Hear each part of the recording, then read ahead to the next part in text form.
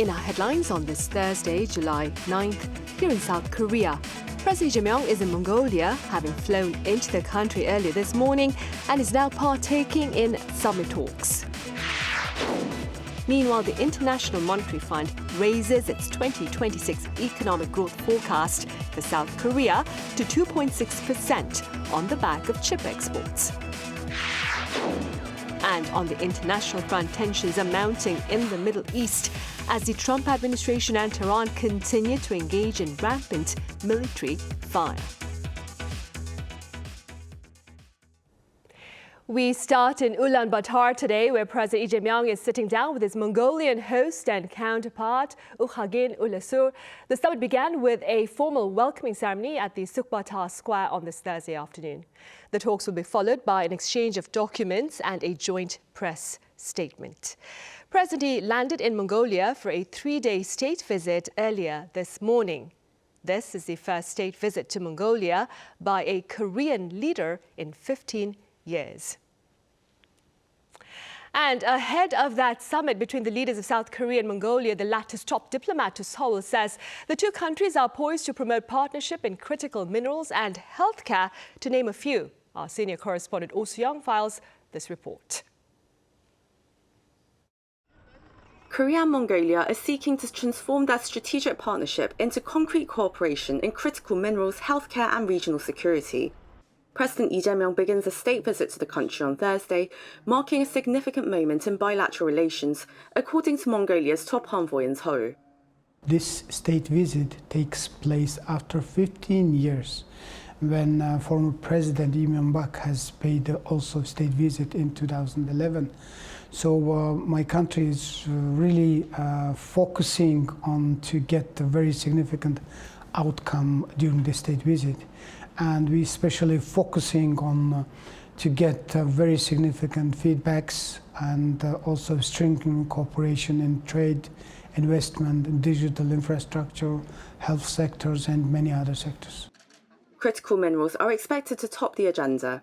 The two governments signed an MOU to establish a joint rare earth research centre in 2023, before officially launching a rare metals cooperation centre in Ulaanbaatar last December. That's why the state visit will push us to deepen our cooperation in critical minerals, more creating opportunities, not only exploring the natural resources, and also we are looking for building up industries for processing of the mineral resources to add, to produce value-added products, which can be used for the Korean market and economy. Mongolia is also seeking greater Korean investment in construction, infrastructure, digital services and healthcare. The ambassador says beyond those complementary strengths, there's a broader middle power partnership. Bordered by Russia and China, Mongolia's third neighbour policy seeks to deepen cooperation with partners beyond its two immediate neighbours. Korea plays an important role. Korea has their own places in our foreign policy, especially in a third neighbour policy. And we always think Korea is our closest partner, and also Korea is the partner with our shared values, including democracy, the rule of law, human rights. It is also one of the few countries to maintain diplomatic ties with both Koreas, and has hosted the Ulaanbaatar Dialogue on Northeast Asian Security since 2014. Since 1990, Mongolia has implementing open, transparent and multipolar foreign policy. In 1992, Mongolia has declared its own policy, which we call nuclear weapon-free status. This policy was declared by our former president, Ocurbat, at the UN General Assembly. So since that time, the Mongolia is really keen playing, especially in this region, to maintain peace and security. The Blue House says the leaders are expected to present a shared vision for a golden era of bilateral ties, spotlighting critical minerals, food security, healthcare, science and technology, and peace and stability on the Korean Peninsula. Oh Soo-young, Arirang News. Meanwhile, on the margins of the NATO meeting in Turkey, President Lee Jae-myung and his U.S. counterpart Donald Trump reaffirmed their commitment to partnership in military shipbuilding. Our Yoon Jung-min covers these talks and more. 3 weeks after their last encounter at the G7 summit in France, the leaders of South Korea and the U.S. have met again, this time at an official dinner in Turkey for this year's NATO gathering. According to the Blue House, Presidents Lee Jae-myung and Donald Trump had a follow-up discussion on military shipbuilding cooperation, which President Trump had requested 3 weeks ago.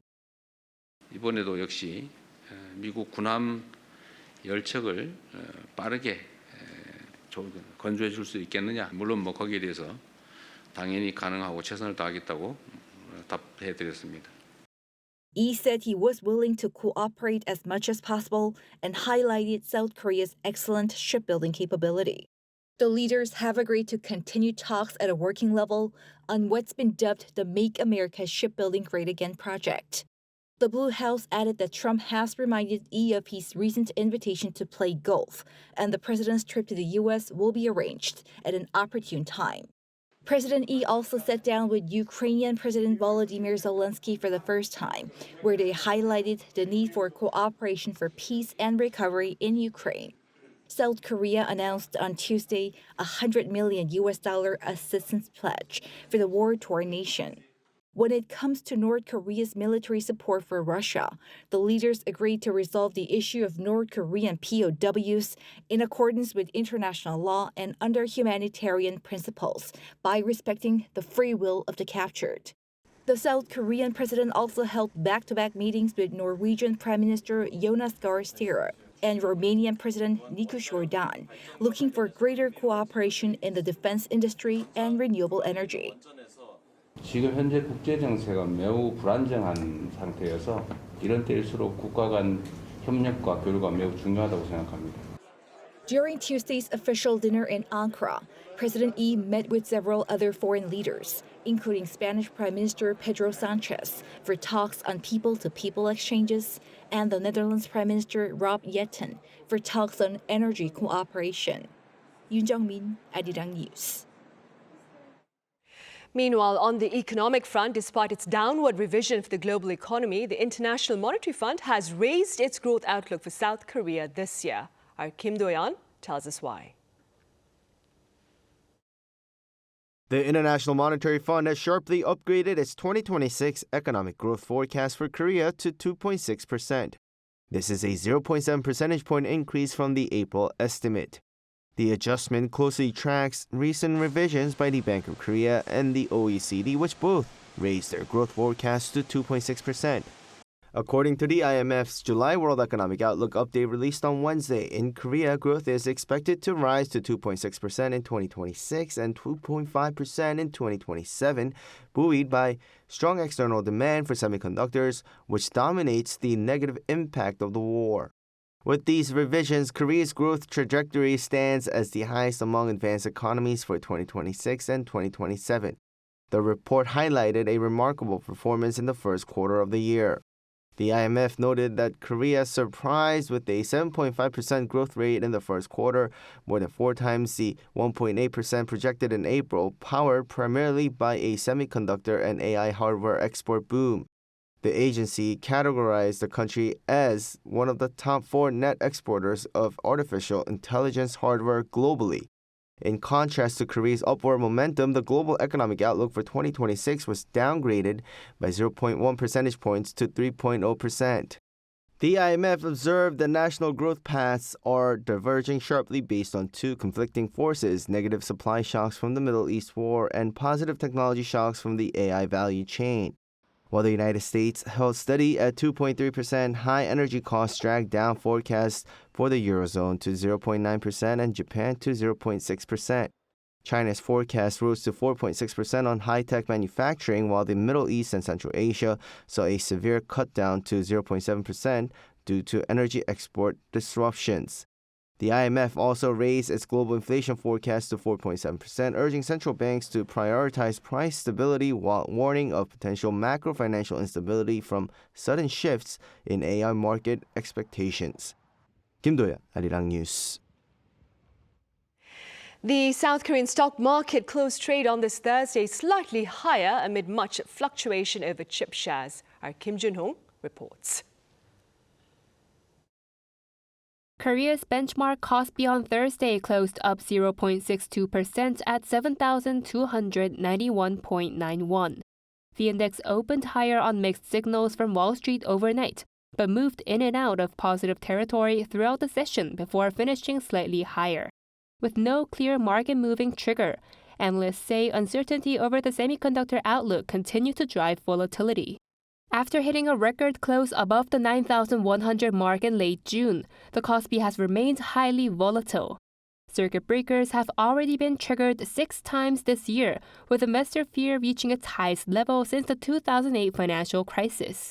Behind much of the turbulence are sharp swings in semiconductor shares. With Samsung Electronics and SK hynix accounting for more than half of the Kospi's market value, movements in the sector have had an outsized impact on the broader market. Analysts also point to single-stock leveraged ETFs as another factor amplifying the volatility. Since late May, single-stock leveraged ETFs have helped fuel an overheated concentration in semiconductor stocks, not only in Korea, but across global markets. Samsung Electronics posted record quarterly operating profit on Tuesday, but its shares still fell more than 6% that day.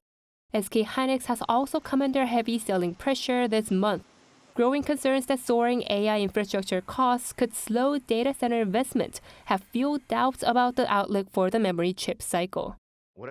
U.S. cloud company Oracle recently warned in its annual report that power and cooling constraints could delay data center construction. Analysts say such delays could weaken semiconductor demand and add to market volatility. The bigger tests, however, still lie ahead. On Friday, SK hynix is set to begin trading its American Depository Receipts, or ADRs, on NASDAQ. Later this month, earnings reports from TSMC, SK hynix, and AI giants including Alphabet, Microsoft, and Meta are expected to offer key signals for the market. More importantly, investors will be watching not just the earnings results, but also the AI investment plans that global tech giants are expected to outline for next year. Those plans could offer the clearest signal yet on whether the recent sell-off is temporary or the beginning of a broader semiconductor downturn. Kim Jun-hong, Arirang News. SK Group Chairman Tae-won is heading to the U.S. to mark SK hynix's American Depository Receipts listing on the NASDAQ. The opening bell event will take place in New York on Friday morning local time. Market pundits say the NASDAQ debut will serve to solidify SK hynix's image as a global AI infrastructure company. The public offering has already drawn massive interest with over 7 times more subscriptions than available shares. The Lee Jae-myung administration is pushing against a U.S. congressional report that claims South Korean discrimination against American online retail giant Coupang. Our Park Chae-ryung explains. In a press briefing on Thursday, South Korean ambassador to the United States Kang addressed the controversy surrounding U.S.-listed e-commerce giant Coupang. There has been a shared understanding between the two governments that Seoul and Washington should stably manage the current issue so that it won't burden South Korea-U.S. relations. Kang's remarks came after U.S. officials accused the South Korean government of unfairly targeting Coupang. The House Judiciary Committee last week issued an interim staff report saying that Seoul has a long history of engaging in economic discrimination against foreign companies and that Coupang has been a consistent target. A White House official also weighed in following the report, saying that Coupang is being singled out by Korean President Lee Jae-myung's administration.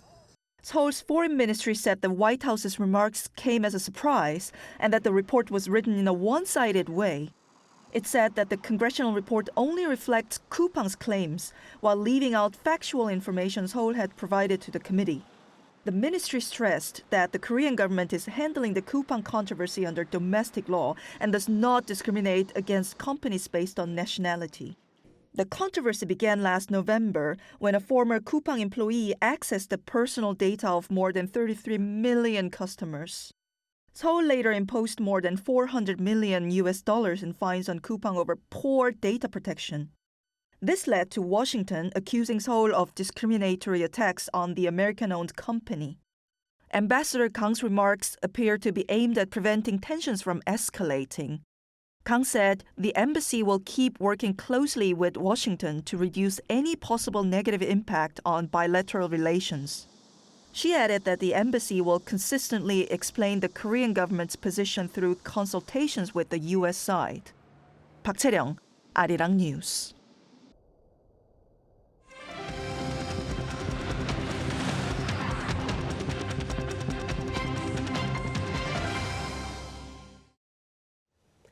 Fear is mounting over prospects of a wider war in the Middle East as the Trump administration and Tehran continue to exchange military fire. Our Chung Hae-rim has the latest. The United States carried out another round of military strikes on Iran on Wednesday, just hours after President Donald Trump declared that recent Iranian attacks on commercial vessels in the Strait of Hormuz had effectively ended the ceasefire between the two countries. According to U.S. military officials, the strikes were aimed at further degrading Iran's ability to threaten freedom of navigation through the strategic waterway. Iranian state media reported explosions in several locations, including the southern port cities of Bandar Abbas and Sharik, as well as Bushehr, the site of a nuclear power plant complex. The latest operation comes a day after U.S. forces targeted Iranian military sites and port facilities in response to Tehran's attacks on several merchant ships off the coast of Oman. Despite the latest military action, President Trump said he does not believe the situation will develop into a full-scale war. No, I don't think it's going to start again. I think it's going to go very quickly. They hit a couple of ships, and so we hit them much harder. Meanwhile, countries across the Gulf have been put on alert following the strikes. Warnings were issued in Bahrain, Kuwait, and Qatar, with authorities urging residents to take precautions. Kuwait's defense ministry said its air defenses had intercepted missiles and drones without giving details on targets or damage.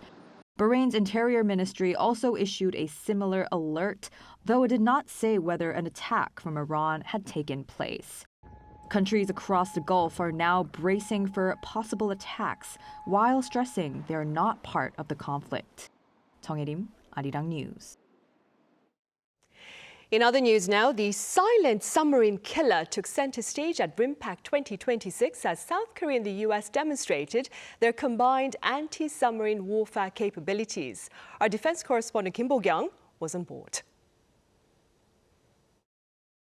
Finding a submarine in the vast ocean is like finding a needle in a haystack. That is what the P-8 Poseidon does, dubbed the silent submarine killer, engaging mainly in anti-submarine warfare.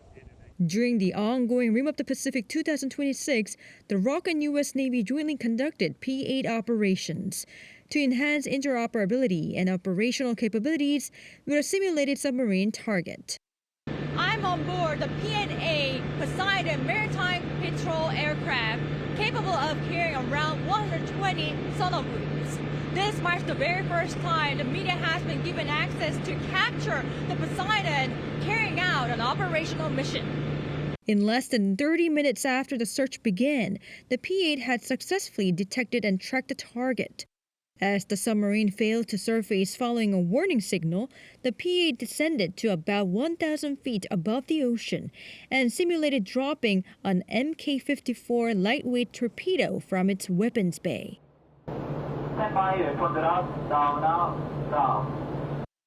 Proving itself as the most capable maritime patrol aircraft in the world, P-8 boasts roughly twice the acoustic capability of the P-3 and about 1.5 times more sonobuoys.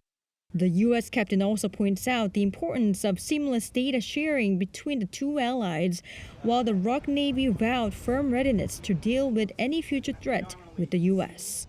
So that's really the goal when we're here at RIMPAC, is to build those connections, because it is important for those turnover times so that we can execute and do it efficiently, properly, and professionally. With world-class maritime patrol aircraft and advanced tactical capabilities, we will remain fully prepared to respond rapidly to any threat in the maritime domain. While highlighting P8's advanced capabilities, the two allies have highlighted the importance of allied cooperation during the RIMPAC period. Kim Bo-kyung, Arirang News, Honolulu. And back on the local front, the Supreme Court here has upheld the 7-year prison term for former President Yoon Suk-yeol for obstruction of justice following a short-lived martial law declaration in December 2024. In their ruling on this Thursday, the justices also upheld findings that Yoon distributed false information to foreign media and infringed upon the deliberative rights of several cabinet members who were unable to attend a key meeting before the declaration. Yoon's legal team says it will mount a separate constitutional challenge to the ruling while he remains in custody facing several other trials, including a separate case on insurrection charges. The poverty rate among the elderly here in South Korea fell to the 30% range for the first time last year after spending decades in the 40% range. According to the OECD, the relative poverty rate of Koreans age 65, over 65 that is, stood at 39.7% in 2025. The rate covers the percentage of seniors living on less than half of the median income based on their actual disposable income. Meanwhile, despite this decline, South Korea's figure remains almost 3 times higher than the OECD average of 14.8%. Flash floods are disrupting daily life here in South Korea as this year's monsoon adopts an increasingly unpredictable pattern. Our Shin So-eun was out to bring us this report. It hardly feels like the rainy season as people shield themselves from the blazing sun with parasols. But a few hours later, a sudden downpour sends commuters scrambling for cover. Instead of the familiar monsoon, which usually settles in for weeks, the weather currently swings back and forth several times a day. According to a weather expert, Korea's late monsoon and swings in weather behavior were caused by cool, dry air lingering over the peninsula, preventing the North Pacific high from pushing north and delaying the arrival of the seasonal rain front.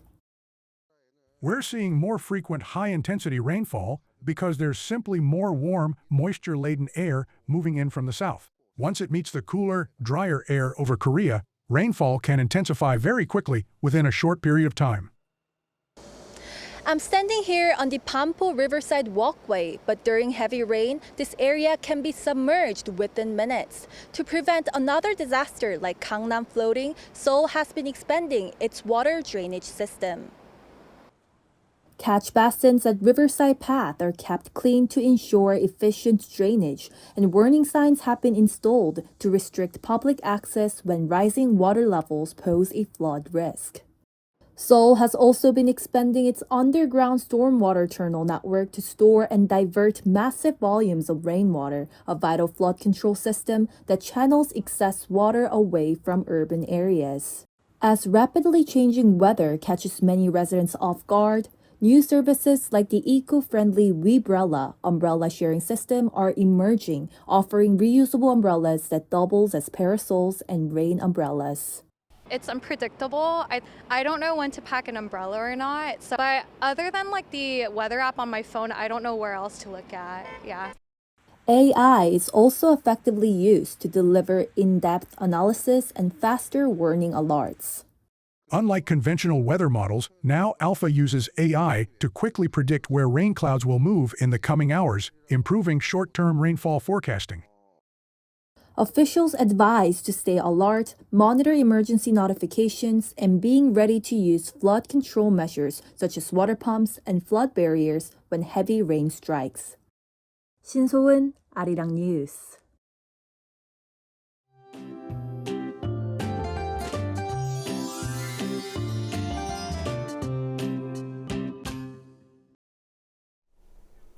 Just a few hours ago, heavy rain was pounding Seoul, but things have calmed down for now. As the rain band moves offshore, most areas are seeing lighter rain for the time being. But it's still too early to let your guard down. Rain could intensify again across the northern and central regions overnight, so be sure to keep an eye on the latest weather updates. For here and out, the heaviest rain will target eastern Gangwon-do province, where some places could pick up more than 150 millimeters of rain, while the central regions, including including Seoul, could see more than 120 millimeters. Rain will gradually wind down across the Chungcheong-do provinces and areas farther south tonight. But across Seoul and the northern regions, it'll keep coming through tomorrow morning. Meanwhile, heat advisories are in effect across much of the Gyeongsang-do provinces and Jeju Island. And warm overnight temperatures continue in Gyeongsan, Chilgok, and Uiseong in Gyeongsangbuk-do province. Another round of showers is on the way for the central regions tomorrow, so keep your umbrella handy for now. Now here's a look at the weather around the world.